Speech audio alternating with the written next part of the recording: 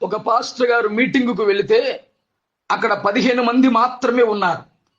ఆ పాస్టర్ గారు చాలా నిరాశపడ్డారు.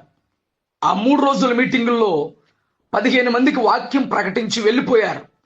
15 సంవత్సరాల తర్వాత అదే గ్రామము ఒక పట్టణమైంది. ఆ పట్టణానికి మరల సభల నిమిత్తము అదే పాస్టర్ గారు పిలువబడ్డారు. ఆయన మీటింగ్కి వచ్చి సభలో ప్రసంగము చేస్తున్నప్పుడు 3 లక్షల మంది ఆ సభలో కూర్చున్నారు. చాలా మంది ప్రజలు తమ తమ పాపములు ఒప్పుకుంటూ ఉంటుండగా చాలా సంతోషించి ఆ సేవకుడు దేవుణ్ణి మహిమపరిచారు.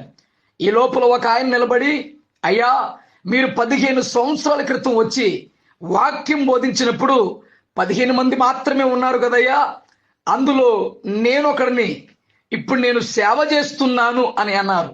ఆ చిన్న సేవకుడు ఎవరో కాదండి, డాక్టర్ బిల్లీ గ్రహం గారు. అప్పుడు ఆ వృద్ధ సేవకుడు, నేను 15 మందికి ప్రకటించిన వాక్యం వృధాగా పోలేదని దేవుణ్ణి మహిమపరిచారు. బిల్లీ గ్రహం గారి ద్వారాగా 100 కోట్ల మందికి పైగా రక్షణలోనికి నడిపించబడ్డారు. ఆ వృద్ధ సేవకుడు 15 మందికి వాక్యం ప్రకటిస్తే దానిలో ఒక వ్యక్తి రక్షించబడి సేవకుడైతే ఆ సేవకుడు ద్వారాగా కోట్ల మంది రక్షణలోనికి వచ్చారు.